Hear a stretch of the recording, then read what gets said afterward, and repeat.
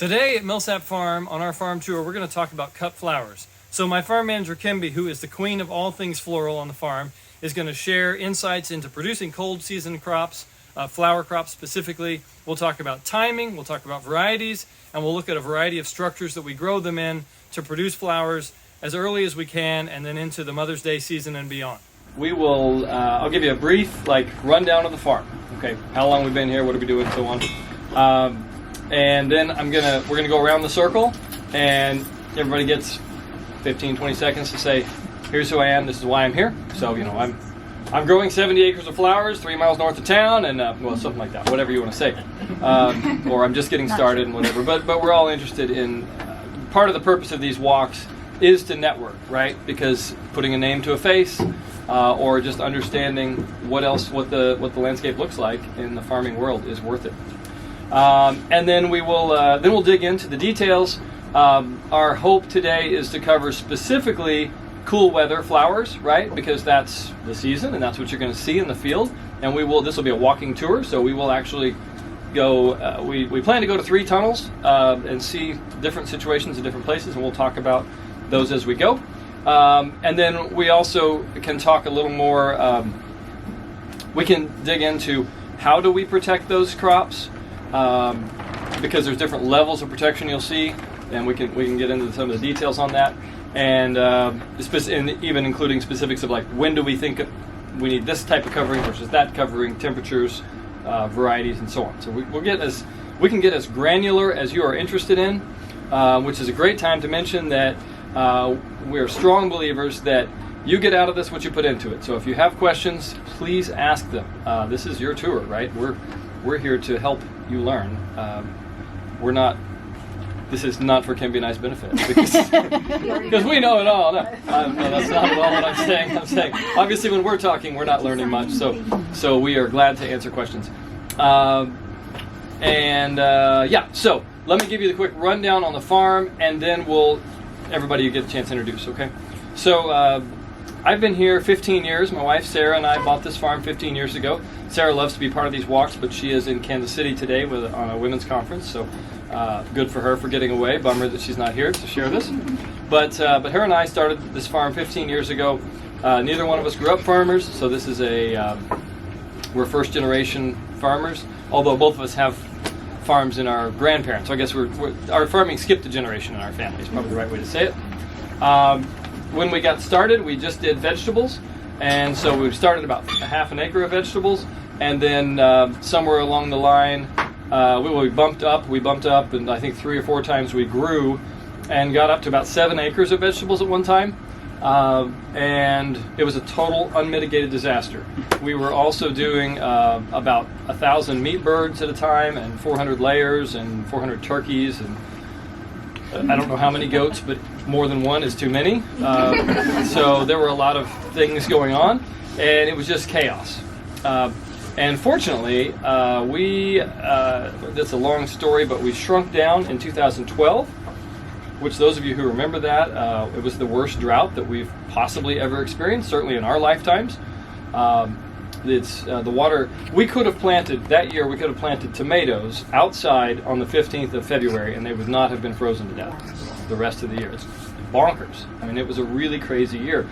And that year we cut down from 7 acres to 2, and it was a really good thing we did, because the 1st of May it stopped raining. You guys are going to want to step in a little bit, because that's real drippy right there. So yeah, we get scoot over a little bit to make some space of people. Yeah, try to get everybody in. What do we call it? It's not a circle, but a thing. Oklahoma. We're on the boundaries of Oklahoma, I think, so we're drawing so far. So we had scaled back that year, and by we'll say Providence, Kimby wandered along that fall, and her husband teaches at MSU. Well, now he's even higher, but he was teaching at MSU at that time. Yeah, and that's how they end up coming to town. But she has a master's degree in entomology. She was vastly overqualified and called me and said, I'd like to come volunteer on the farm. And I said, you're vastly overqualified for that. And she said, yep, but I've got a who's 2 years old at the time. And so we said, well, that's our to our benefit because we also have a 2-year-old. So the 2-year-olds hung out, and Kimby and I started farming. Initially, she was just out here for a day a week, and then we ramped that up pretty quickly when we realized, one, that we get along really well, and that we cover one another's weaknesses fairly well as well. That's a lot of wells. But anyway, so that was 2012. The one thing I'll mention in terms of the big farm picture is that was also the year that we shrunk, and it's no coincidence that Kimby stayed on after we shrunk. Had she come along in 2010, or 2011, she would not have stuck around because it was a nightmare. So if you take nothing else away from this walk, I would encourage you to grow more slowly than you think you should. We went from 1/2 an acre to 7 acres of vegetables in 3 years. It did not work.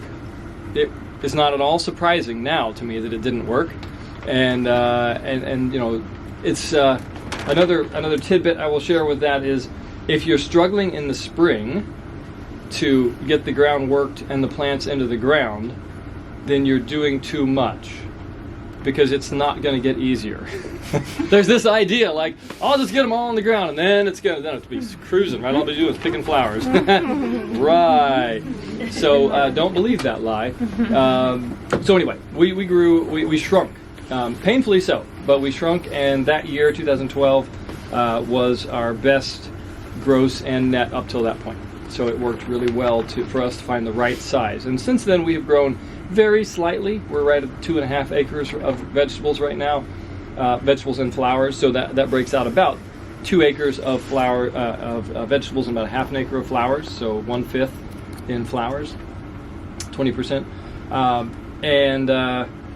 And because of our, Kimby and I are both probably definitely more interested in growing than managing people, a crew.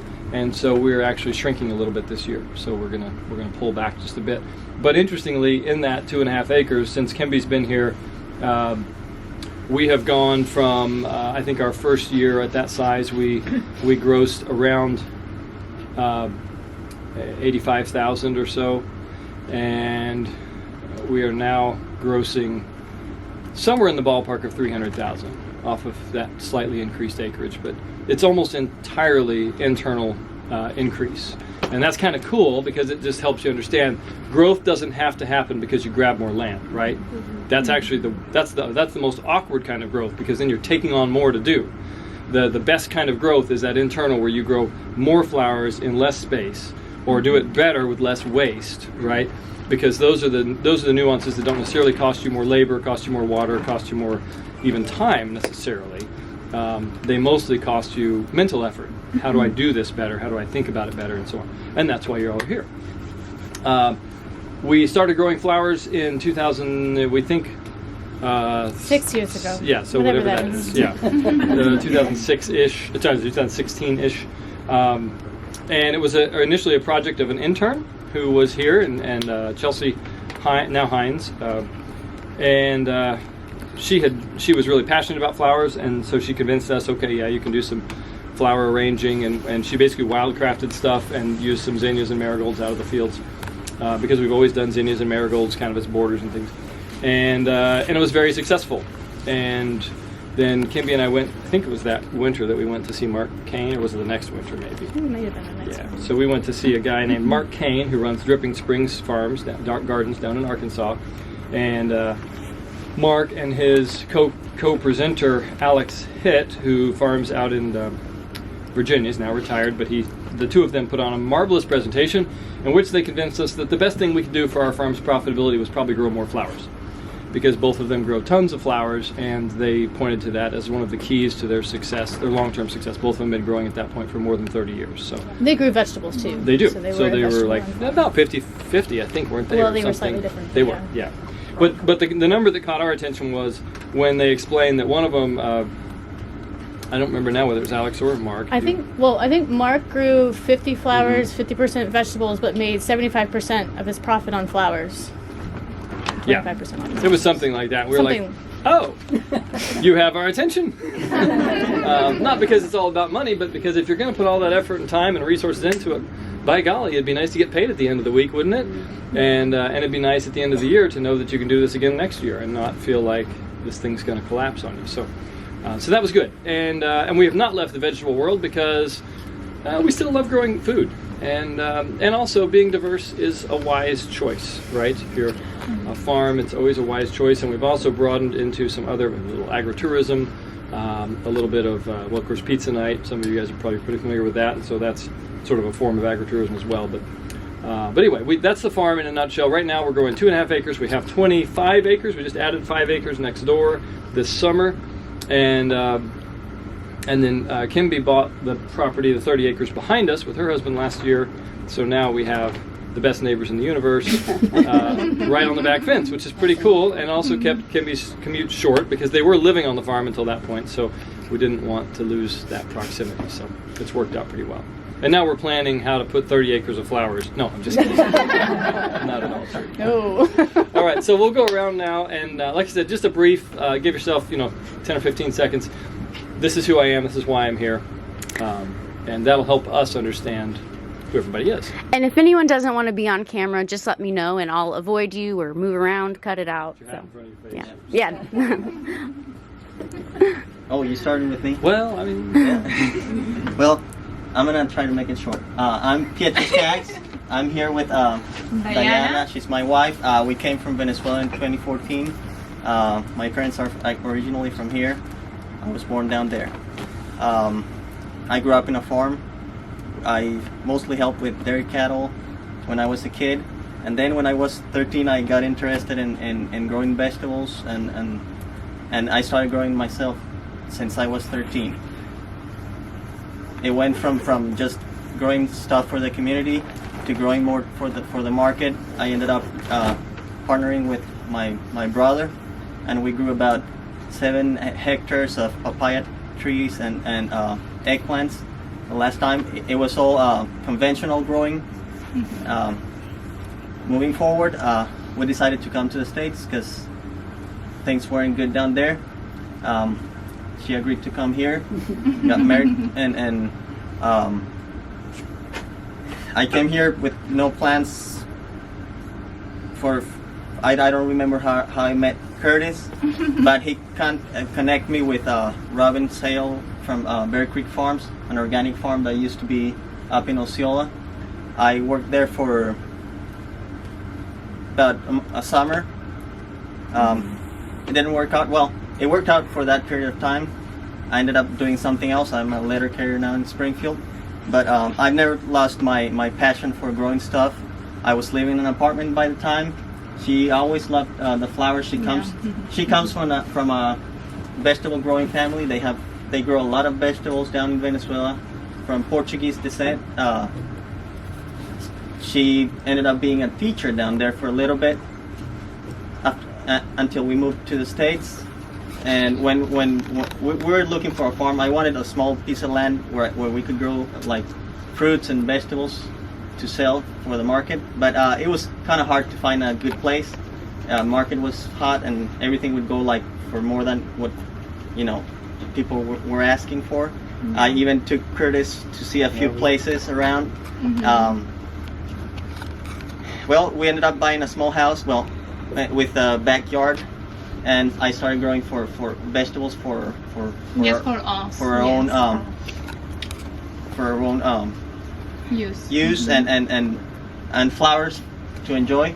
Well, she started growing putting more flowers around, yes. And I love it. So the story is now so I wanna know more and more. And she wants and she decided she wanted to sell some of the year. flowers we grow this year, so we're gonna just try it out. Yes. And I'm gonna help her out as much as I can, but she's gonna do most of it. Yes. Thank you. Good. I've helped Curtis a few times. A few times. He's redeemed more than a few weedy rows for me. Oh, nice. For sure. I'm Jenny Green. I'm a teacher in Springfield and a hobby farmer, I guess, just for my family and friends. And I also have gotten the flower bug. So slowly it was just, vegetables with the zinnias and marigolds, and then the coxcomb blew me away. And now I've got this too. I hope they're not dead. Thomas Johns, this is my wife Sam. We just started with a small garden last year and started getting into bees, which is now her obsession is getting started into flowers to support those bees. We just closed on some land down near Ava, so we're at the very beginning of this. All right, getting started. to the woods. We walked 28 properties looking, and we've looked for 7 months and 8 offers. It's hard. Hard time right now. It is. It's really hard, but we want to take care of our land, and our land take care of us. Right. All right. Cool. Shiloh Lennox, and first-time stay-at-home mom and first-time gardener last year. And now I'm trying to convince my husband to let me use part of our yard for flowers to secure my position at home, see what I can do with it, and it's available land, and just trying to make more out of it. Patty Harris, and I'm really just a home farmer. We've got about 6 raised beds, and I love flowers, so just wanted to do more with flowers. And I had the zinnias and the marigolds too, and so just want to do a little more. It's like gateway flowers. Yeah. Start with that and you want more. Casey Kenyon. I'm from Marshfield. I am a homeschool mom of 4. I want to have a flower truck, and then I want to really hone in on growing winter crops without heat, without producing heat. And I would like to eventually do home education for other homeschoolers on gardening. Nice. Very cool. I'm Rachel. I am a new flower farmer. This is Abby. She lives with my husband and I. And she's like our little flower helper, so we really love having her around. So, yeah, new to it, but love flowers so much. Angela, you should just go next. Hi. I'm Angela. What are we saying? Why are you here? Like a flower thing. Start with marigolds and zinnias. Marigolds and We were zinnias. talking about if we all started with the gateway flowers and then ended up here. Well, yes, I did grow zinnia. Yeah. Mm-hmm. This is my 2nd year growing. I live up by the airport, so right outside Springfield. What else? You're the glue that holds the flower community together here. That is not true. I started a Facebook group, so I know how to do that. Now you're stuck with us. Yeah, there you go. All of you guys are meant for. So if you aren't a part of the group, you should join the group, because we communicate with each other, but then also like help with ordering and stuff too. So For people who are looking to do more growing and selling. yeah. What's the name of the group? 417 Flower Farmers. Yeah. Thank you. Hi, I'm Kim. This is my husband Seth. And I started doing cut flowers like right before the pandemic started, so not very long. But we just sold our house last year, and we're going to try to get some land maybe out Highlandville, hopefully. Yeah, so. I'm Bob, and this is my wife Kim. Her mother passed away a year ago when she inherited a small farm out on Marshfield. So, we have some visions of farming, and I'm not a farmer. I can grow things, and I've had a farm where I had alfalfa and horses and trained dogs. And, Kim grew up on the farm. My first thought when she inherited it was, let's start an orchard. Because we've got 20 acres of nice rolling land, and I thought it'd be fun. So, and she saw the cut flower presentation, and said, let's go. Okay. I'm Adam Coulter, and I'm with the USDA. I don't like telling people that because they think they think I inspect milk and cheese. Which I'll talk a little bit more about our programs. Of course, I've worked with a lot of you before, Curtis, Kimby, as well, Miley and Anna too. So I can tell you about our programs. One good thing here real quick is that we are, this is the first year they're allowing us to do cut flowers, and so for high tunnels, which is good, which is wonderful. And of course, I work in a 4-county area, but for some of you that might work outside of my 4-county area, I can give you direction and guidance and contact as well when it comes to some of the infrastructure and conservation practices that we work with as well. So Miley Otterson, I may have told you that a minute ago, but 4th generation Ozarks farmer. I grew up on a small farm milking cows, beef, dairy, lots of flowers, just because my mom loved flowers.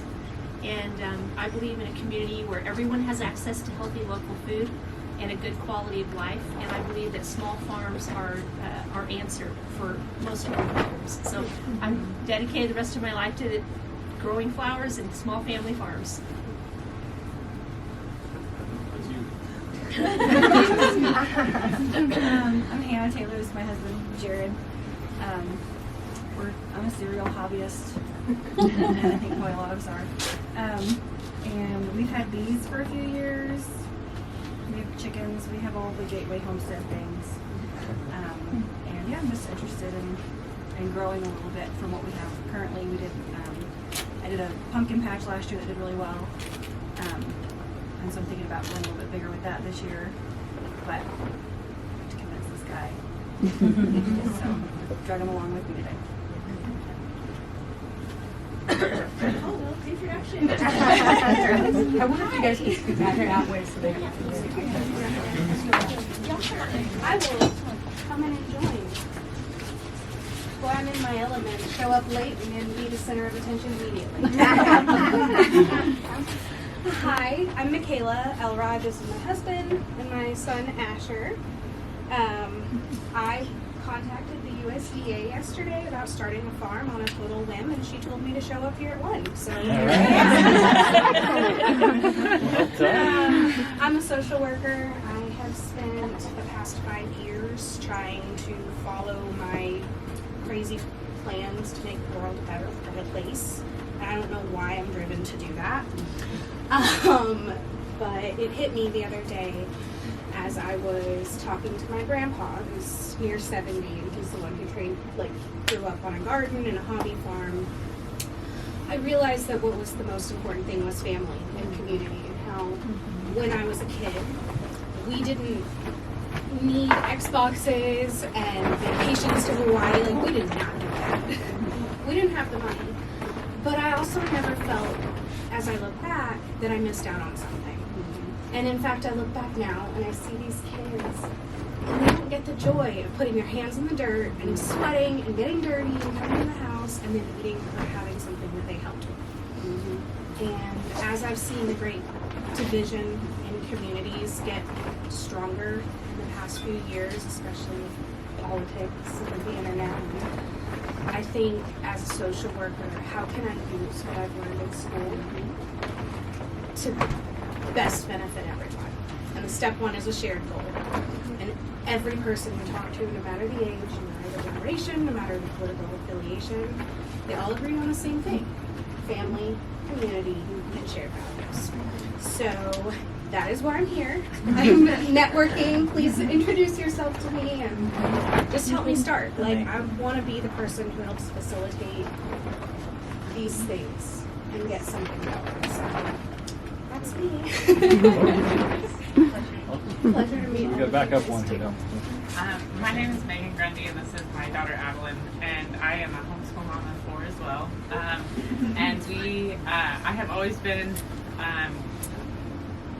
crazy hobby gardener and had flowers, the Gateway flowers. But we bought 20 acres this last summer, and we're still waiting on a well, so that's a whole other issue. But I have dreams of and plans in the works to get going, hopefully any day when our well is installed or drilled.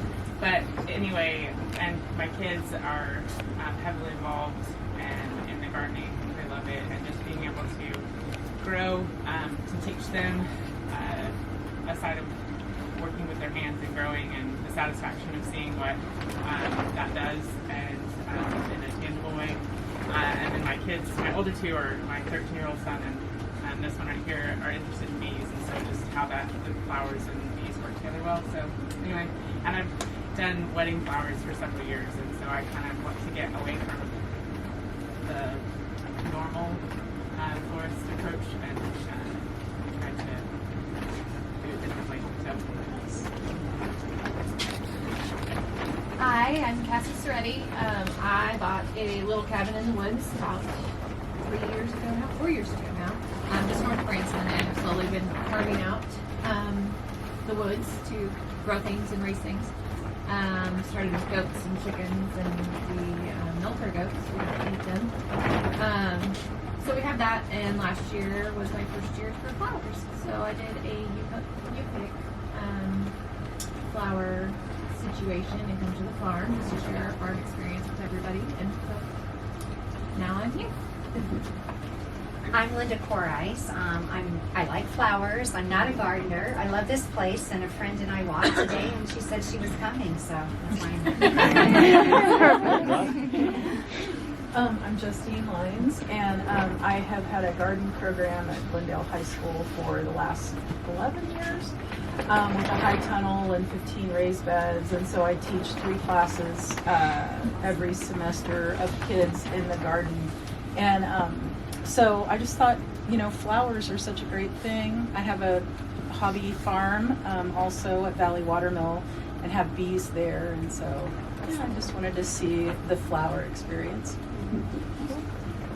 I'm Liz Talbot. I've been growing for about 6 years, but business-wise about 3. And I live in Fairgrove. I actually live in town, and half of my yard is my cut flower area.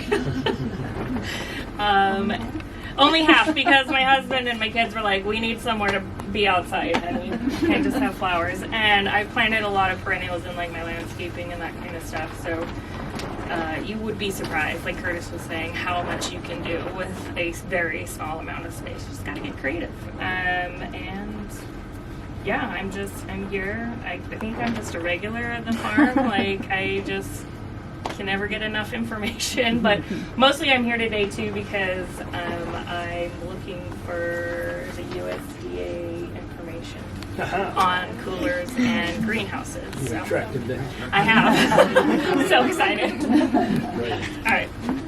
I'm Jenny Randall, and this is my husband Kevin, and we started Dancing Donkey Flower Farm last year.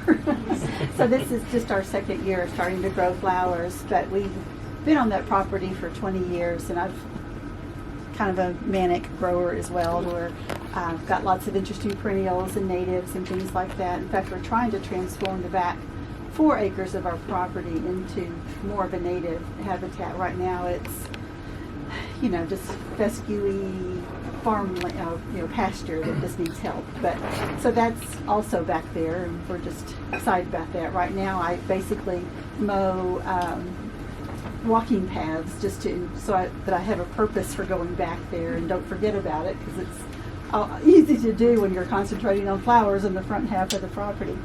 But we just have about 75-foot rows of flowers, and I have planted some more woodies. I've had lots of things like smoke bush and 9-bark and things like that already going, but I'm purposely adding more to it now. And anyway, I'm excited to see where the journey takes us, and I've enjoyed our little group. I'm excited that we'll maybe add some more people and see if we can't get something organized where we can all benefit from growing however much or however little that we want, and how we want to present them to people. So that's us. Well, I'm Katie Davis. I found out last week I just lived 2 miles away from Jenny, so that was neat. I joined the group last week because Miley told me about it, and I volunteered at Springfield Community Gardens, which is how I got connected with her. And what I would like to learn today is about timing, because seed packets lie. And 60 days from what day? is what I want to know. So last year was my first year formally doing flowers. We've had raised beds for a few years, but I had my first bouquet in July. So my goal is Mother's Day this year. And I would love a high tunnel from the USDA. Great. There we go. Shall we walk a little? So we go out into the greenhouse and circle up around the ranunculus bed or something, and then we can talk or the, from there. yeah, the seedling table. Seedling table. No, I live down in Yeah, sure. So we'll kind of start just a real brief rundown of how, like, I have flowers right now. So I'm harvesting anemones and I'm harvesting ranunculus. Ranunculus, the standard ranunculus, I just pretty much started, and it's coming from that bed behind you. And you're going to see some that are pretty open because it got 88 degrees in here today before we opened things up. So I was like, whoops! They weren't that open yesterday, but they are today. So, and then I also have some butterfly ranunculus at the end of this bed.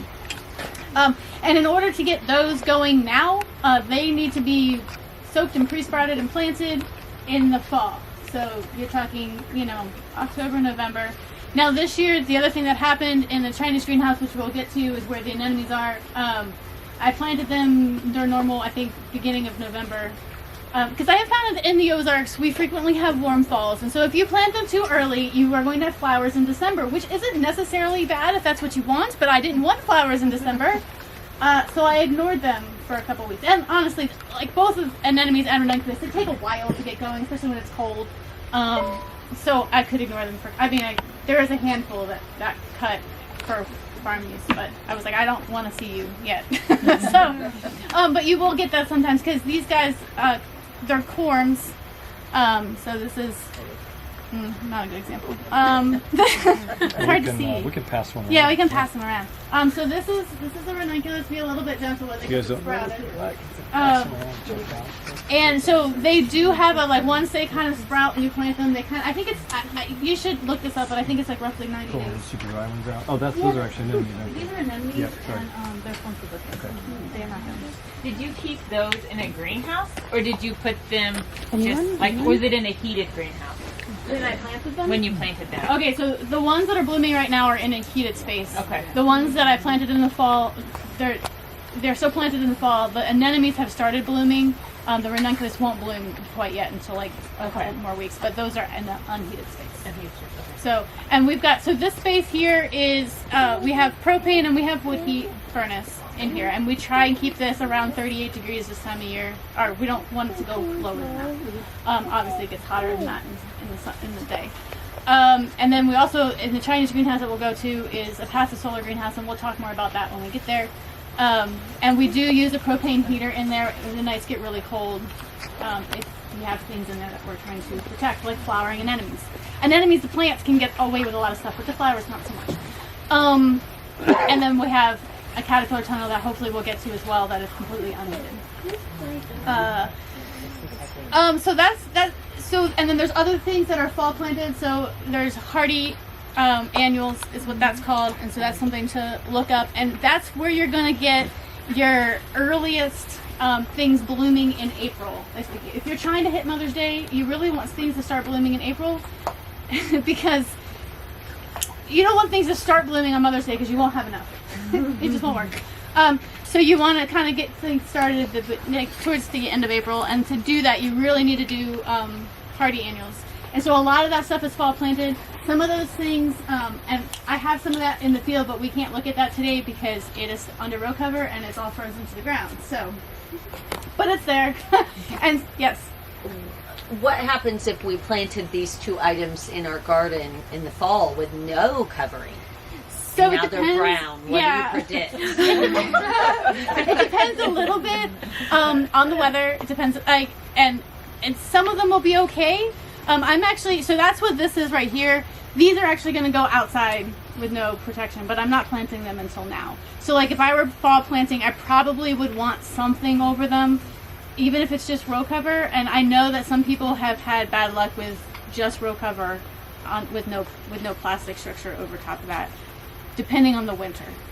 So I feel like we've been relatively cold, but we've not been as cold. Like our temperatures haven't dropped as much as they have had in the past. So even though it's been cold for like, I feel like longer, we haven't had the zeros or negative numbers this year. So maybe, I don't know. They were rocking it down to like 26. I mean, still green. Yeah. And then They're hardy. Yeah. Yeah. They probably aren't dead.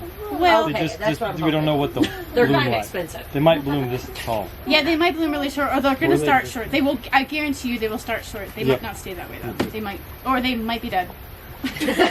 Possible. I'll keep you posted. So, and then the other thing you want to start doing is early sowing. So a lot of my stuff that I fall seed or fall plant, I also will reseed a lot of that stuff in January, February, and fill in those beds because some of them will die. Maybe that's pessimistic of me looking at it, but some of them rot, some of them do weird things, some of them just don't really thrive. And so instead of we don't like having partial beds of things. That's really annoying. And so instead of doing that, I'll try and fill it in. So even though they won't all bloom at the same time, because those things that overwintered are going to bloom a little earlier, it's still going to fill out that row. And they catch up pretty good. I also do a little bit of like planting right now into a plastic structure that we're going to move in we'll move in the middle of March. And so that's kind of nice because they get a couple weeks in plastic and kind of get started, and then we move the tunnel, and then they can be happier because they're early spring flowers and they don't want it 88 degrees. Like the ranunculus is going to be very unhappy here within like next week. It's not going to like it. So, and that's one of the things with those is that, and like this is actually something new that I'm doing this year as far as I've never planted stuff this late outside before because I just haven't done it. And I know other people have that are in this group. So it does work. They will be a little shorter. Like these guys are monsters. And you're not going to get that kind of growth outside. It's just not going to happen. And that's not necessarily a bad thing. It's just that means you're going to have shorter stems. They're still beautiful and they still work. So, Let me say a word about planting. Yes. So, we have a great friend who's an old military guy. A failure to plan is a plan to fail, right? So, now, of course, if you're just a hobbyist and you just want some blooms, that's no problem, right? You can plant whatever you want, whenever you want. But if you're like us and you hope at the end of the year to have more money in your account than you started with, then one of the things that's really important is to have a consistent supply. And so we're not going to dig too much into exactly what we're trying to plan for as a whole, right? I mean, there's different shapes, different colors, things like that. But in general, what we do want to talk about is we have to have a plan. And as anybody who's bought corms or seeds or any of that stuff knows, part of the plan is you got to have this stuff in the pipeline way before you want to get it in the ground even, right? So it's not just a decision of, next week I'd like to plant some ranunculus. No, for Kimby, we're ordering those in June these days. Yeah, right? you have to order. The idea for anything bulb or corm, like you need to order it as soon as that season ends or towards the middle end of that season. So like dahlias need to be ordered in August or September or October, and ranunculus and anemones need to be ordered in May or June. Because the supplies are tight. As this group shows, there's a huge demand right now. I mean, we are even in the vegetable world, but Kimby and I have moved our ordering back each year until we're now making sure that we have everything we want ordered before the end of December. We used to do that like January, February even. And now that's just a joke. If you do that, it'll be 50% sold out, which is super frustrating. So a plan. And what does a plan have to include? So for us, a plan, this, by the way, is a very fancy schmancy plan, right? And it's a spreadsheet, which we're glad to share, by the way. If anybody wants that, we will send it to you. God bless you. Because this thing has about 80 rows and 480 columns. Actually, that's not even including the flowers, is it? There's more when you add the flowers in. It's kind of unwieldy, to say the least, but it suits our needs. We grow that much stuff, so we kind of need that sort of level of planning. But here's why we have a plan, because as we just said, the time to decide you want to plant something is not the week before you want to plant it. And certainly the time that you know you want flowers is not the time to be thinking about what flowers should you have planted 6 months before, right? Especially overwintering stuff. we need to be getting the hardy annuals, for example. Most of those we're seeding in like even August, September to transplant in November, October, November, and we talked about ordering bulbs and things. So this stuff has to be planned pretty far in advance if you want early flowers. Vegetables similar. And so our plan includes several things. It includes categories over here. So our category, for example, on this sheet is lettuce, summer crisp type, flowers, edible nasturtiums, cucumbers, and then it has over here the variety. Okay, so those are sugar and peas, or Socrates cucumbers, or kiwi blue cerinthe seed. Then how much? And we delineate that by row feet. So we're talking about how many feet of a planting will we have, and then we talk about, then that spreadsheet takes that and divides it out into how many rows are we going to put in a bed. So like ranunculus, we're 4, 3, what are we doing these days? 4 to 6. So ranunculus are 6 inches by 6 inches. So that guides our planting. So we have 36-inch wide beds, so we're at 6 inches. So we're going to put 4 or 5 rows in a bed. And then our spreadsheet's going to say, and those are going in at 6 inches between. So this is how many plants we need, right? And all of that is actually, ranunculus is not going to be on the spreadsheet. Well, sorry. There's an exception for every rule, right? Nor lilies, nor any other bulbs. It's pretty much seeded things. The seeded stuff. Yeah. So, but we're taking it as it comes. So over here, then there's the other input. So the input is number of plants. Number of row feet, and when we want to harvest.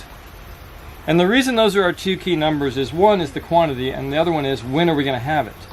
And it really doesn't. Plant date has to key off of that, right? If you want to hit Mother's Day, you can't say like I want to plant on Mother's Day. Obviously, you have to back that up to however many weeks it takes to hit that date. And so we put those dates in over here, and we look at this. We put dates, and we put in days of maturity. And this was, I remember who was asking this about the seed. 60 days. Right, the 60. They are liars. But because it's all over the place, right? And that is an average, and it's a complex thing. Generally, what people will tell you is if it's a regularly transplanted crop, that number of days is from transplant.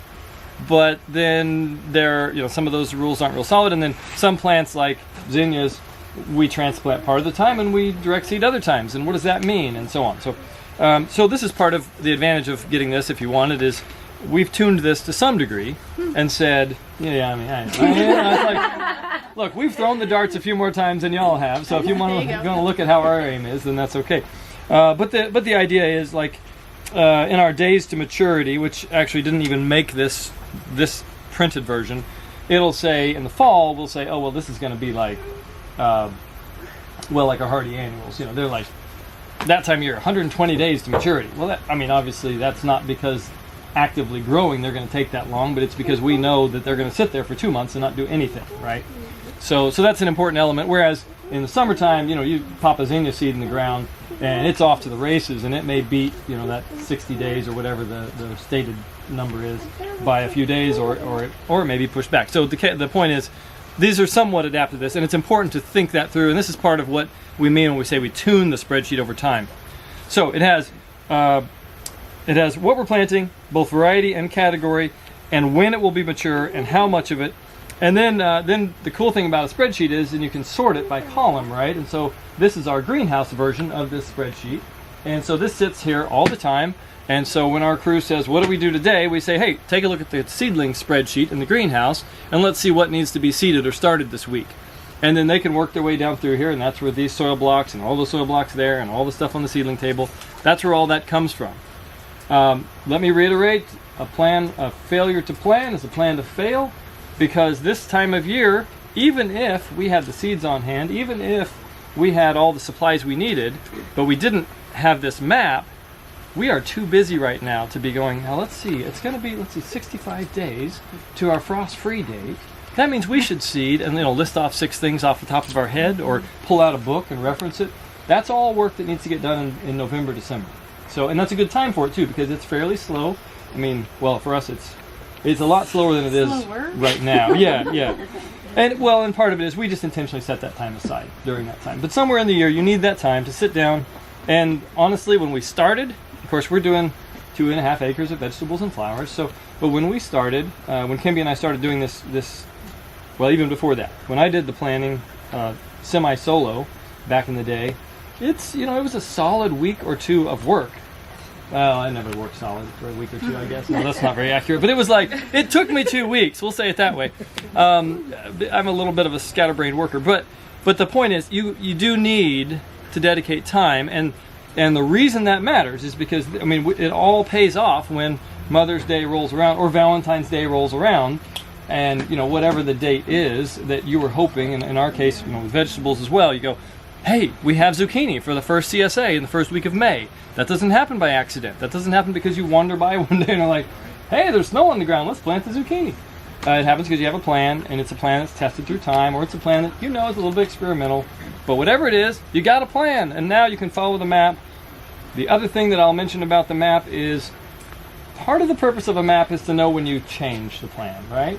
And that's okay. Nothing wrong with changing the plan. Rigidity is the enemy of creativity, right? But it's nice to know when you step off the map or when you've taken a detour from the plan, because now you can say,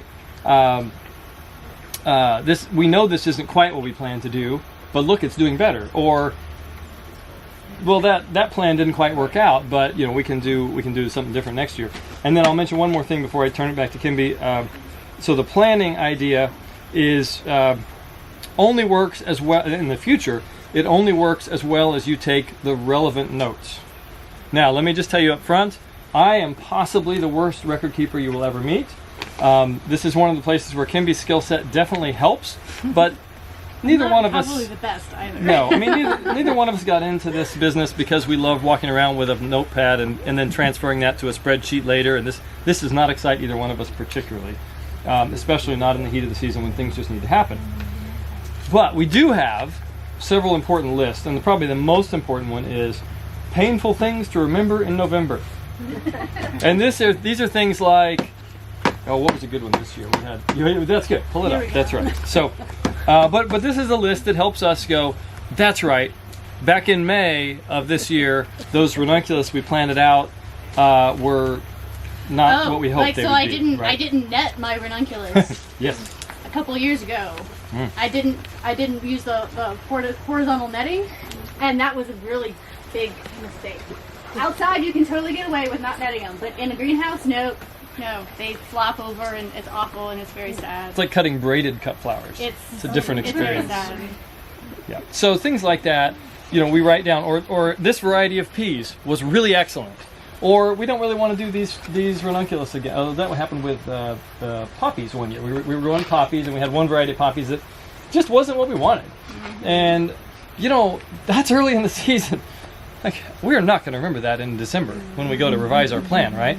So the only way we remember that is by jotting it down. So it doesn't have to be real complex. It doesn't have to be on your phone or whatever. Yeah, well, and so some of these things that we wrote down last year were Prospero is a good field variety of basil. Like, it doesn't always have to be bad things. You can write good things too.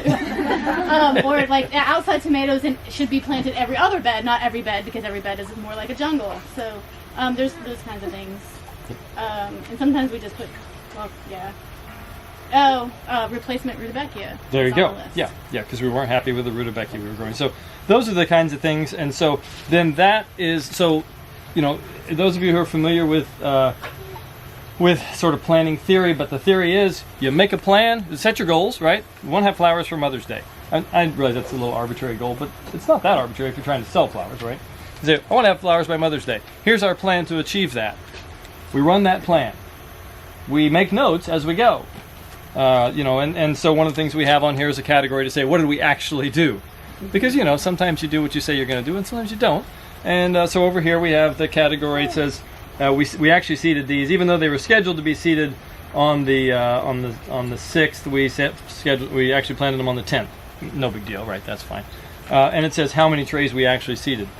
So then we'll be able to know when we look back in the future and say, why didn't we have enough, whatever it was, or why do we have so many? Well, this is what we did. Maybe we overseeded or underseeded, or maybe we followed our plan. We need to change the plan. So it's make a plan, take notes as you enact the plan. It'll be minimal notes, and then when you have time to step back again, revise the plan, and then run the plant again, right? And that's how you do incremental improvement over time. So really, really important aspect of this. And I mention it because I know if you're like us, this is not your favorite part of the thing. This is not. I mean, it used to be more fun for us. It's actually gotten better because now it's just now it's like 2 or 3 days it takes us to do this, and we're semi-independent now where we can run kind of different things. But the point is, plan. And if you email millsapfarms@gmail.com and ask us to share this, we will send you the link, and you can take it and love it and pet it and call it yours. And good for you. The other thing I'll mention, you guys can look at these. There's a lot of questions and there's a lot of information online about pre-sprouting ranunculus and anemones, so I'm not really going to go over that. But these were pre-sprouted. I put them in a potting soil. I actually usually use vermiculite, which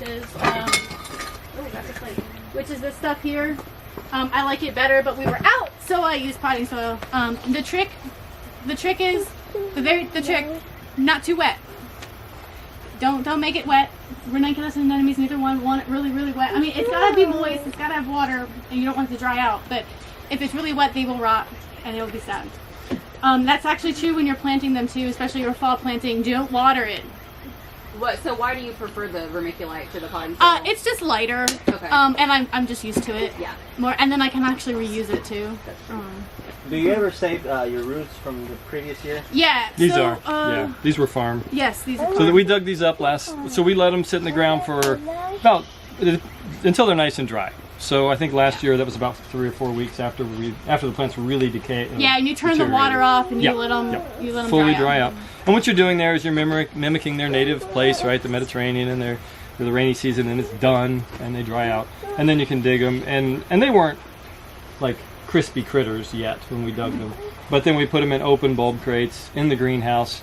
And when we think of it, we move them to a cooler storage. Ideally, they go into a cooler storage, but last year they didn't. They stayed in the greenhouse all year. Then they're sprouting. So, tough little boogers. Yeah. They sit around all some winter, of them will rot, all but summer. most of the ones that I saved. So I generally, in general, the ranunculus that we plant, 50% of it has been saved from the year before and 50% of it's new. I will say, check your patents, because some things are patented. So like the fancy Italian ranunculuses are patented. I don't grow those.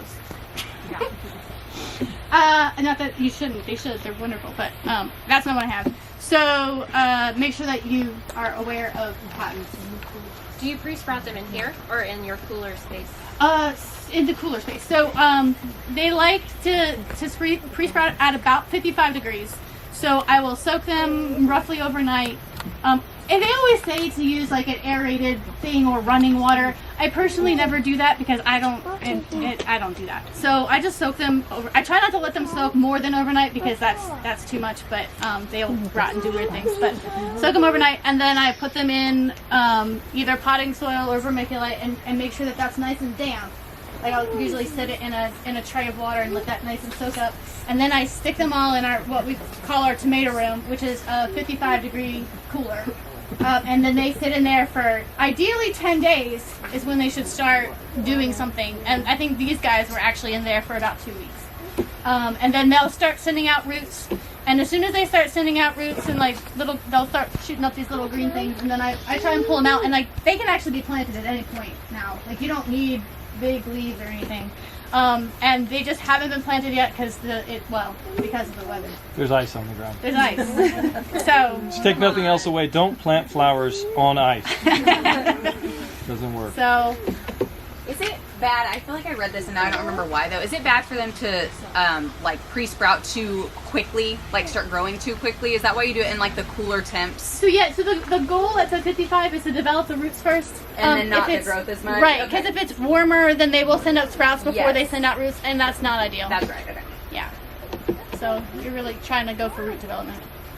So you guys go to market with your cool weather flowers now, or what kind of dates are we looking at here as far as going to market with flowers you can sell? Yeah, so we started in the beginning of February with anemones. Selling them? They were already going? Yeah.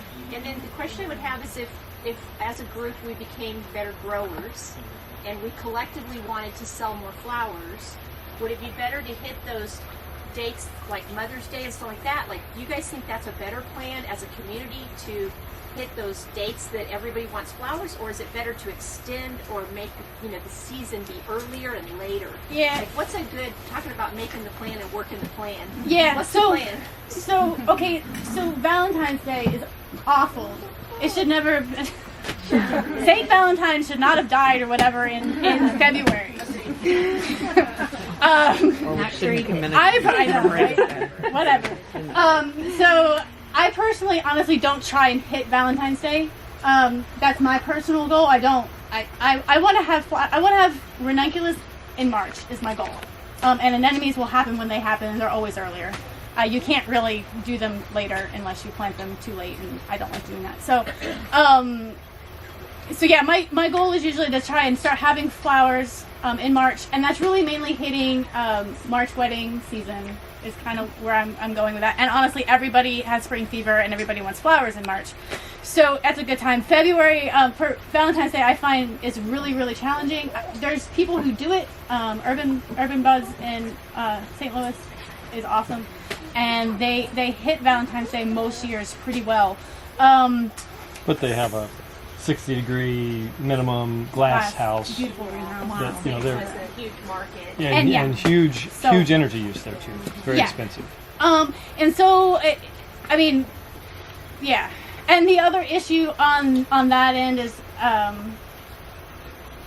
your big like florist push for that is they're ordering those flowers from the wholesaler way early, and like I can't ever guarantee that I'm going to have flowers for them. So I work with a very small amount of people for Valentine's Day flowers because I don't guarantee that I have them.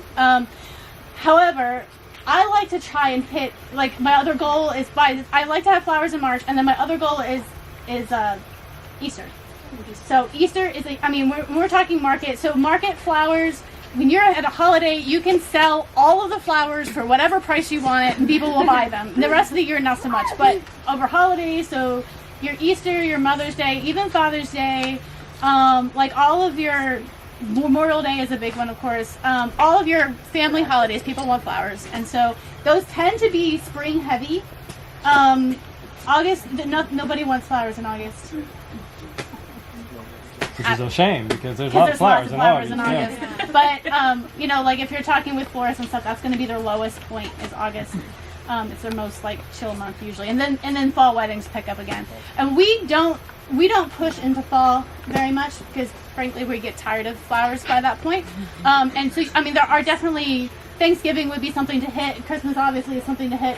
We don't push real hard for those on this farm that people totally can. And then but we kind of like to reset. So I like to have flowers going strong and bouquets going strong through October. And then once those first few frosts start happening in the end of October, November is when I like to kind of calm down a little bit on flowers. But you don't have to. There's things that you can do. We just don't focus on those. And kind of for the big picture on that, yeah. We've talked as when we started as vegetable growers, and now we preach the same thing with flowers. If you look at what we supply and all the other local growers in Springfield supply, we're well under 1% of the flowers that are sold in Springfield. Mm-hmm. Springfield is a city of 400,000 people, so we're selling 1%, 1/100th of that. So there's 396,000 people, buyers in Springfield, who may never be reached by a local flower this year, right? Because there's just not the capacity to supply that. The demand has to be there, but the demand has grown dramatically in the last several years. And so we have said many times, and I stand by this, that there's room for at least 100 of us around Springfield because we're just all providing a fraction. And part of what will happen as that happens is we'll have people who diversify in lots of interesting ways. I would hope that in 10 years we do have somebody doing a large glass heated greenhouse in Springfield. Because you could sell the heck out of lilies at whatever, or you could be selling Christmas lilies, right, or a thing. So there's those kinds of things, and right now those are all flown in from other places. And although we've investigated this a little bit, the wholesale prices are not that bad. I mean, if you can produce quantity the economics make sense. So don't feel Selling that to daunted. a wholesaler who then is reselling your flowers, that price is a me. Yeah, but if you're That could going, be okay, you know, our friend Ethan up at Wild Goose Farms is it goes into Kansas City once a week, and his model is he takes a van with a bunch of buckets of bundles of flowers, and he sells it out of the back of the van to these different florists. I mean, it's direct from farm to florist, and of course he puts that time in and that relationship and those and so on. But he is killing it and has been now for his mother actually started the business. They've been doing this for like 25 years. So way ahead of the local flower curve. He didn't need the local advantage to succeed, right? They went into Kansas City and just selling quality and uniqueness and relationship. One thing I'm kind of amazed by is that he doesn't send any communication in advance. He doesn't take pre-orders. Yep. He doesn't communicate that he comes the exact same day every year, you know, every week for the season, and goes to the same stops, and people just buy right out of the van. So that's interesting. Mm-hmm. Kind of a big relief to not think about all that digital. Yeah, but that is impact, right? Kansas City. I'm sure he's hitting more than 18. Well, so what he told us last time was he had like 18 to 20 on his list, Yeah. but oftentimes he only made it to like 10 or 12 of those. Yeah. And he prioritizes them based on how long they've been buying from him. It's a pretty straightforward seniority system and some proximity stuff, but he said, you know, some weeks I just don't make it to the last half of the list, and they're bummed, but that's just so the point of that is to say, like, that's true probably in every town in the Midwest, that there are florists who will buy, not just because local is cool, but because the quality and the variety that we can grow and supply is different than what they can get off the truck. So there's capacity. There is demand, and there is space in the market to grow. All of us could be growing, you know, a half an acre of flowers, and I still think that could move through Springfield without any trouble. So. It's very good to know.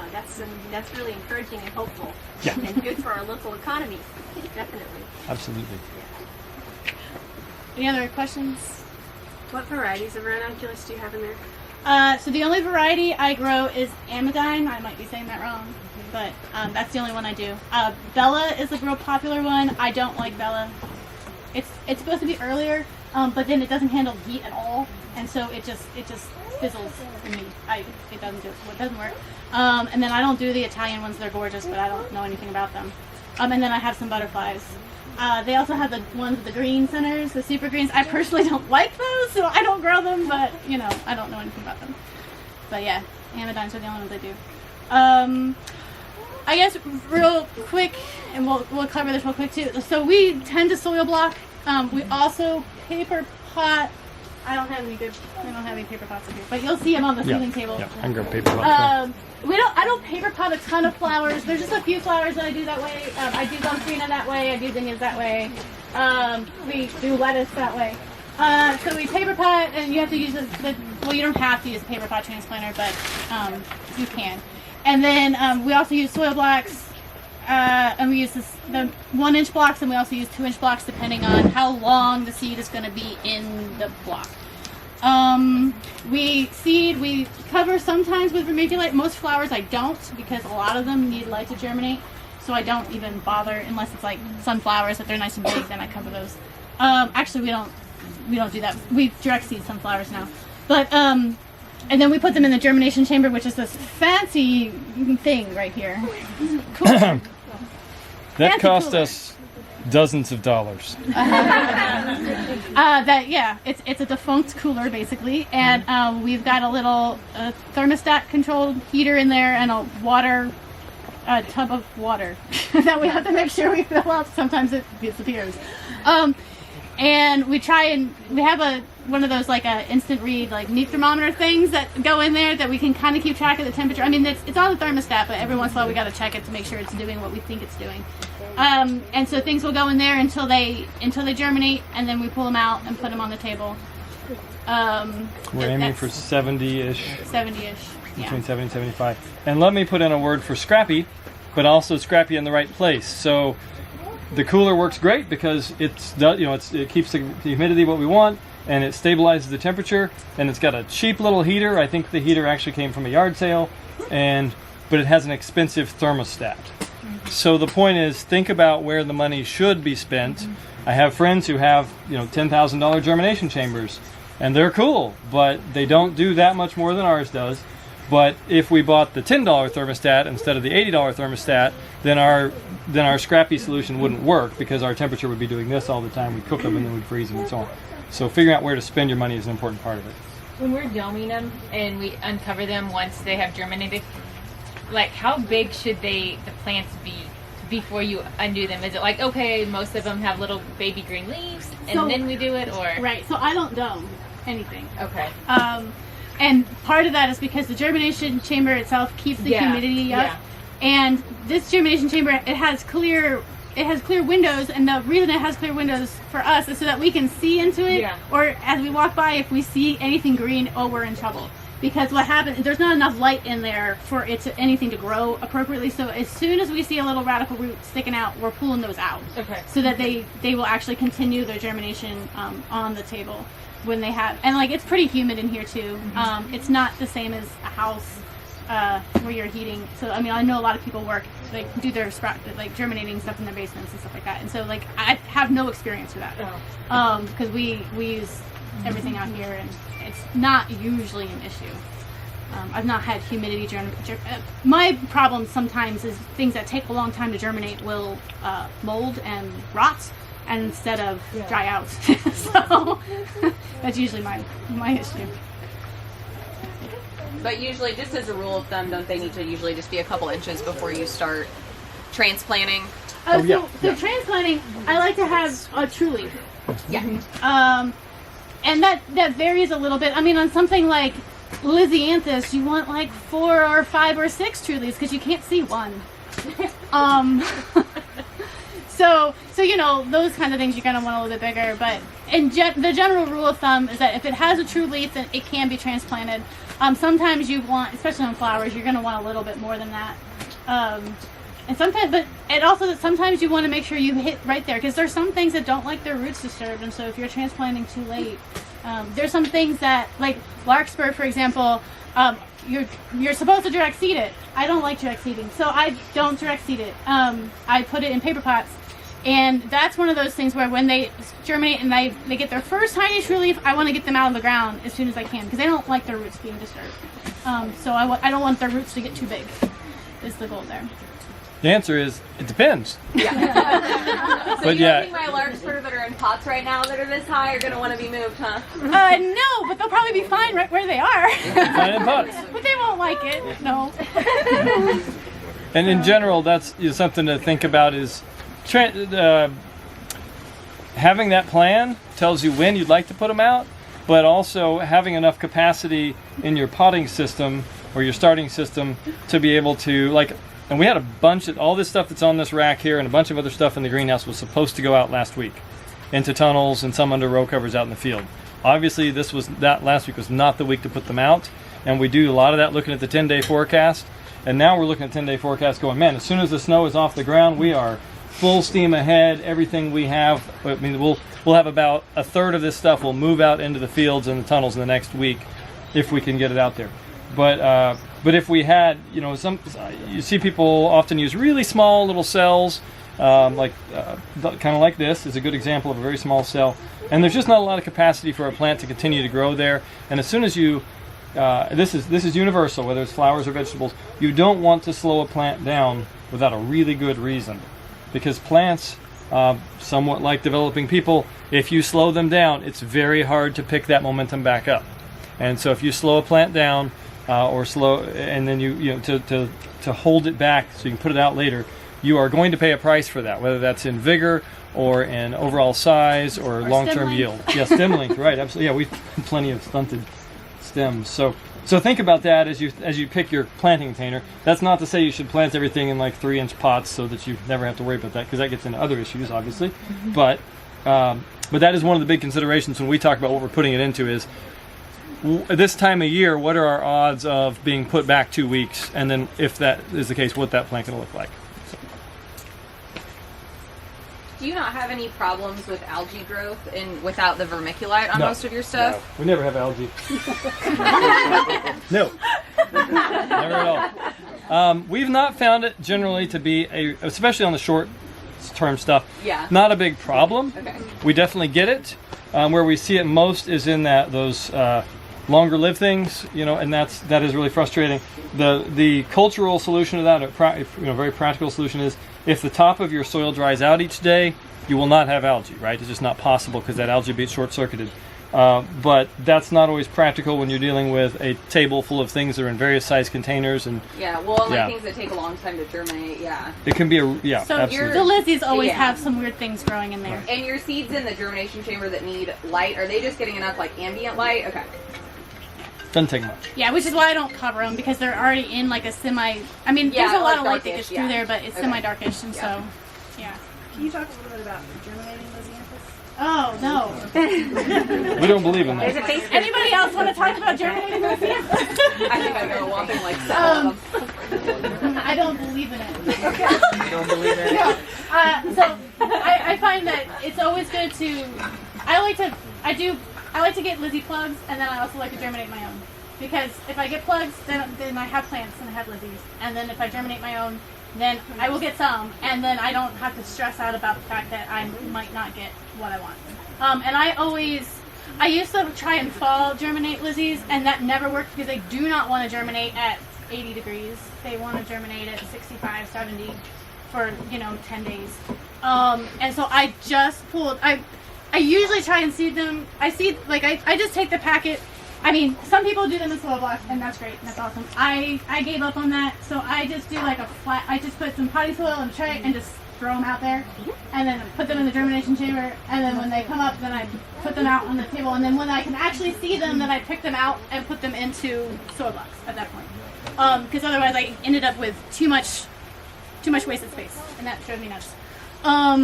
And I usually try and seed those in January for me, so I can get them out. You can actually see them quite a bit earlier. This year I was really late and didn't germinate them until 2 weeks ago. So I just pulled them out of the germination chamber last week.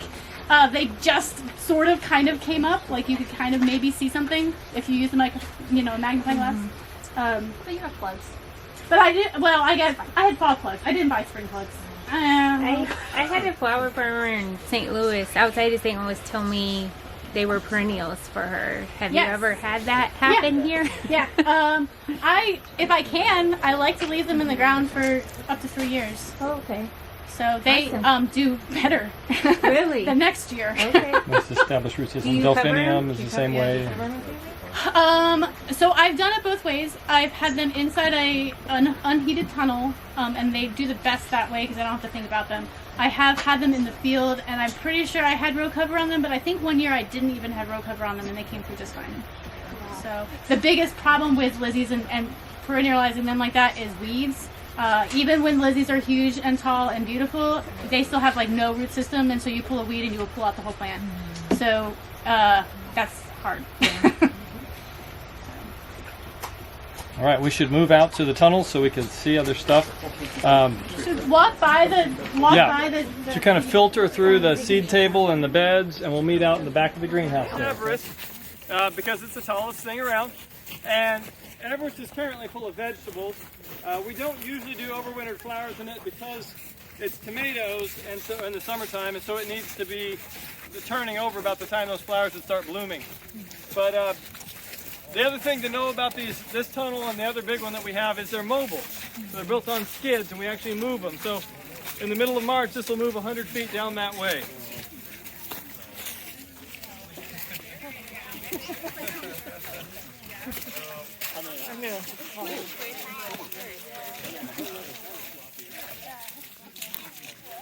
You like what, baby? You like mud? Yeah? Why do you like mud? I heard. Have a look.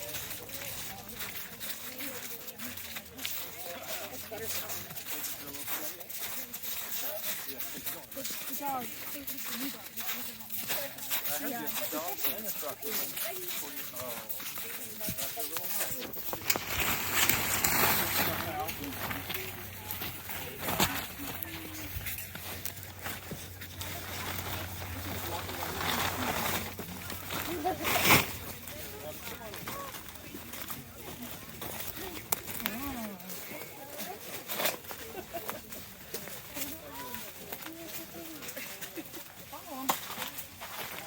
these look like they're doing better.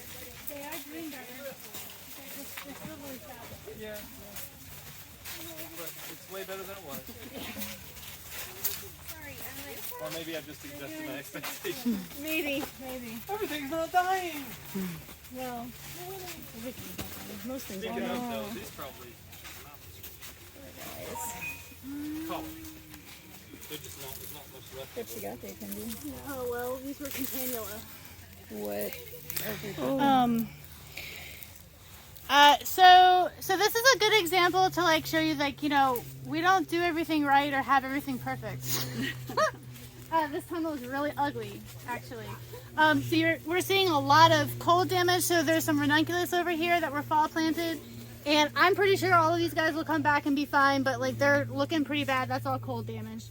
There's some lizzies planted over there, and they're actually looking pretty good. They are. So I mean, planted those in the fall? they were planted in the fall, Wow. and they were plugs, right? they were plugs. And so that's actually really good looking lizzies for this time of year. So you know, if you see that in your own field, don't freak out. That's normal looking. These snapdragons were fall planted and they look awful. They're probably the worst snapdragon fall planted snaps that I've ever had.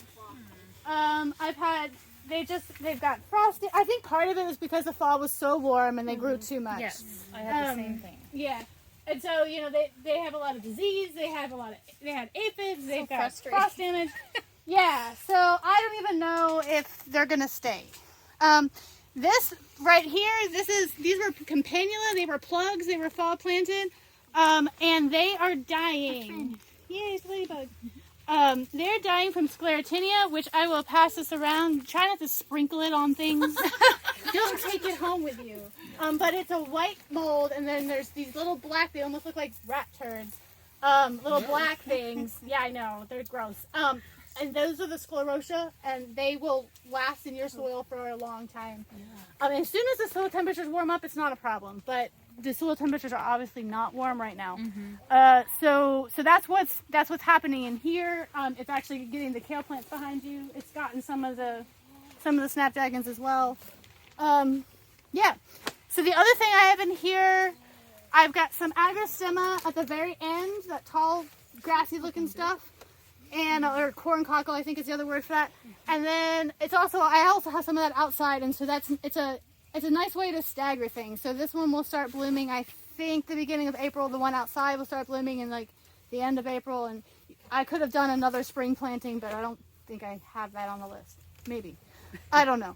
It's on the plan. If it's there, then we'll do it. The other thing I have over here is some scabiosia. I really love fall planting scabiosia. In a tunnel. I have not tried it in the field, so I don't know if it would handle field things around here. I kind of feel like it wouldn't, because I've had it. It's a tender perennial actually. Like zone 7.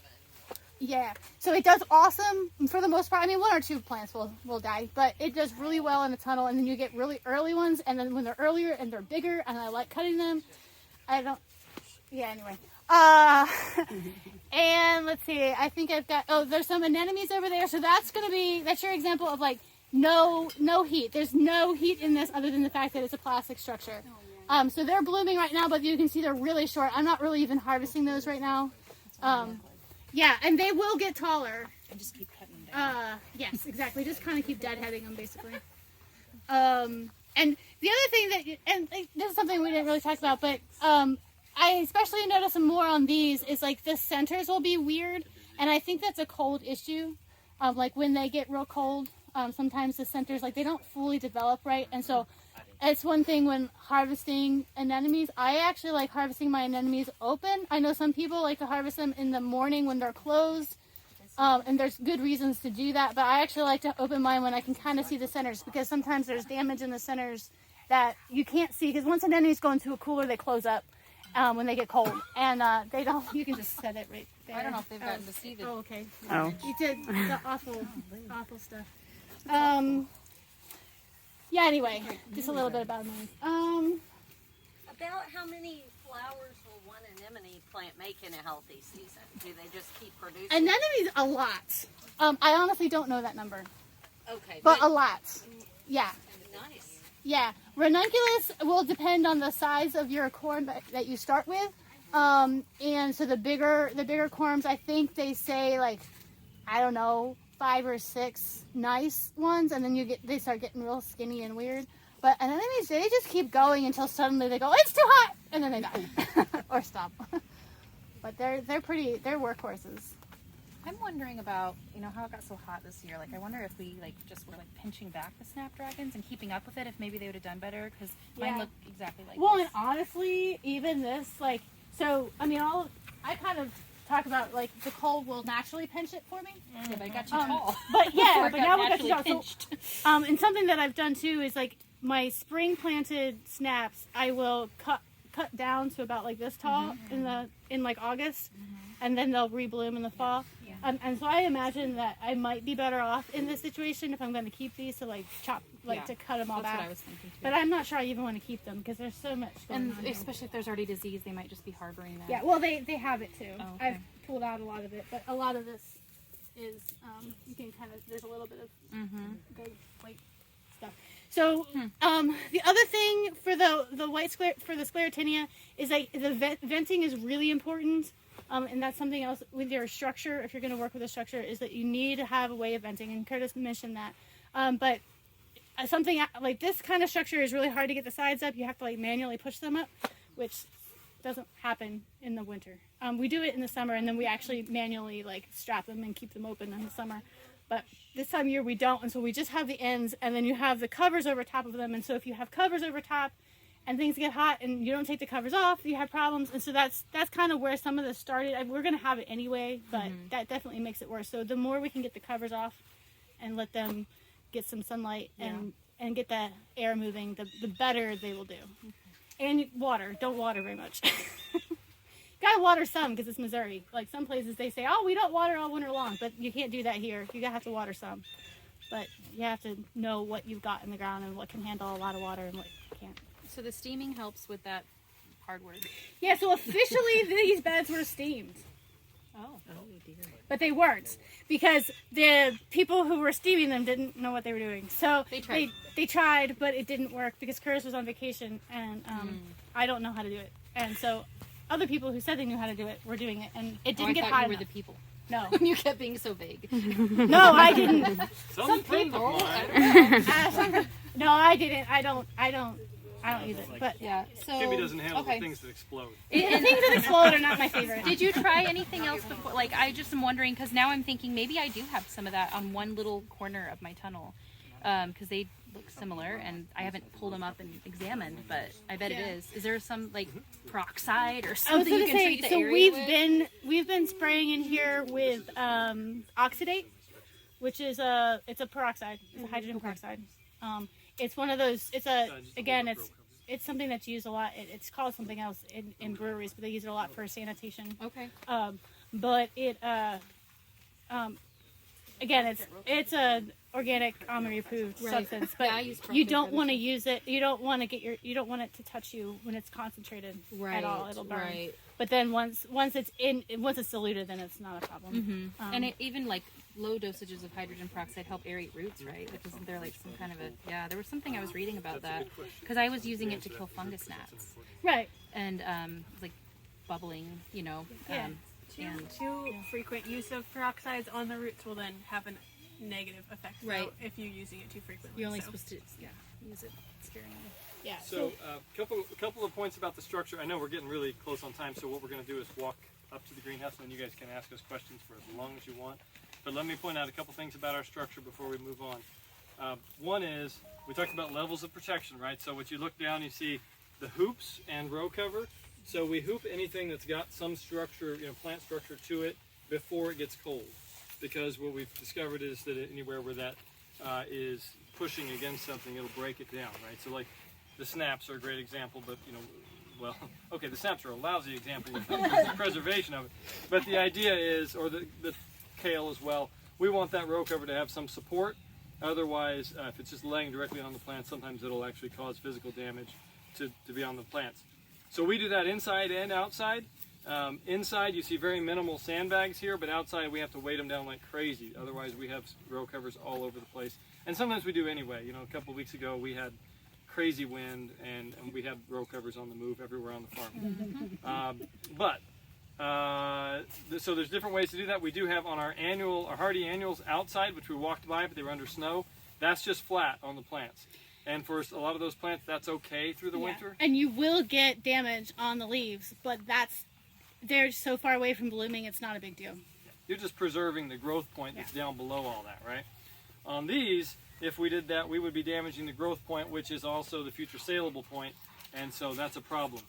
So that's why they're hooped, and then we've got the plastic over the top of that, and we talked about this strapping here. This is what holds the plastic onto these structures. These are real simple. It's called the caterpillar tunnel, and so the structure and the cost here is very low. This tunnel cost us less than $2,000 to build, and so that's a really cheap tunnel. But the cost is, the price you pay there is manual venting that's not terribly effective, not great doors. You know, it's just kind of it's sort of like buying the Yugo instead of the Beamer, right? There's just you can do that and it'll get you where you want to go, but you're going to do a lot more to get there, right? So this is the idea.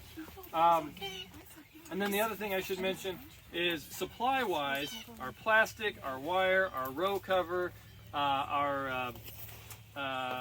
most of our tunnels, well, not this one, mostly come from Morgan County Seed, which is here in central Missouri, and they're a great supply company. They don't know a darn thing about flowers, but they know lots of stuff about growing supplies. And so irrigation, these little hoops that we're looking at, they're number 9 gauge hoops. They have a great catalog. They are Mennonite, so their internet presence is very Mennonite-ish. they have a website, and it actually does have it's pretty legitimate, but it's definitely not very slick. And they have a great paper catalog. And if you call, you should always talk to Esther. This is important information, by the way. If you call and talk to anyone other than Esther, when you arrive, your order may or may not be ready.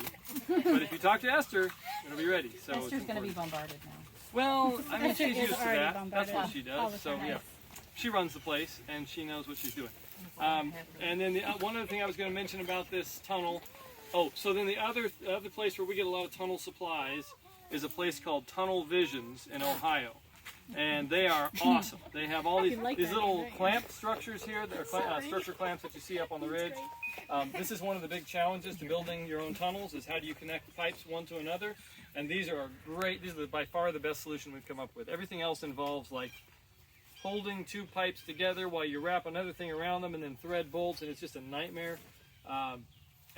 Again, we've done a lot of tunnels. We've had a lot of tunnels blow away, and a lot of tunnels that we've built and didn't work for various reasons. And this was one of the refinements that has made a huge difference in how we feel about building tunnels. So anyway, Tunnel Visions is a great place to shop. And again, that's something I'm glad if you email me, we'll send you those resources as well. But unless there's something else that's really specific to this structure, we should probably keep moving so we can get up front. All right, I hope this talk has been helpful. Today we've reviewed varieties that work, timing, a plan, and like we mentioned, if you're interested in that plan, please email us, millsapfarms@gmail.com. We're glad to share that plan with you. And I hope that this has been useful to you. If it has, please hit the subscribe button and keep up to date on all the videos we post. Thanks for watching today.